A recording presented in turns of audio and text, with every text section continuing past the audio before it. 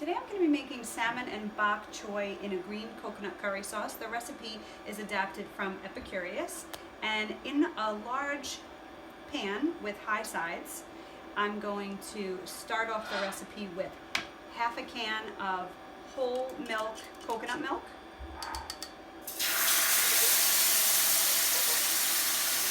I've had my pan heating up.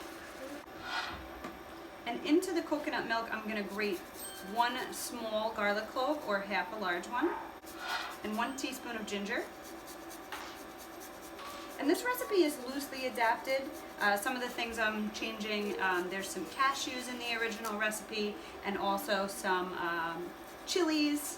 And I'm also going to probably use a lot less of the green curry paste because it has great flavor but also a lot of heat, and we just want to make it a little milder. So if you'd like to check out the original, head over to Epicurious. And now I'm going to start with like 1 heaping teaspoon of Thai green curry paste. I'm going to add about a half a teaspoon of salt. Into the pan, instead of using fillets, I have just 1 large piece of salmon. It's a little over a pound. And I'm just going to, now the fillets would normally be cut from the thick side to the thin side. But just in case this one cooks too much quicker, I'm going to cut this salmon fillet off right where I see the thick piece separate from the thin. And I have this on low heat, but I'm going to lower it just a little bit. And now I'm going to add about 1/4 cup of bok choy stems that I've sliced, about a half an inch. The bok choy leaves, about another half a cup.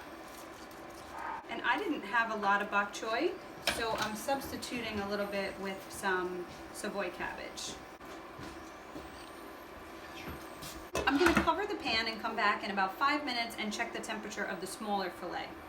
The smaller piece here came up to temperature much quicker, like I thought, so I removed that. And this one took a little bit longer, but it reached 140. And I'm going to finish this with some scallions. 2 scallions, thinly sliced. The juice of a lime.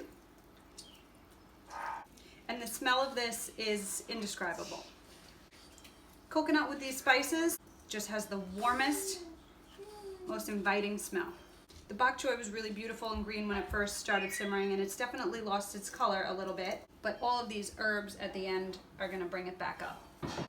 This is also going to get quite a bit of cilantro, just torn with some of the tender stems.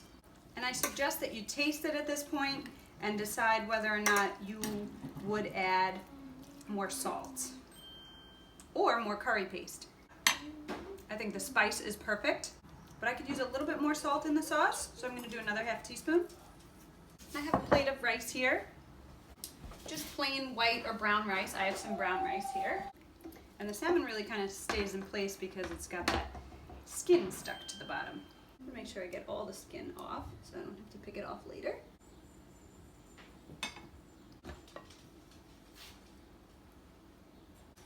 This delicious dinner comes together so quickly, and the effort level is really very low. I think the biggest challenge is making sure that you have the ingredients in the house. And once you get a hold of those flavorful Thai curry paste, you will see that it opens up the door to many of these simple but very flavorful sauces.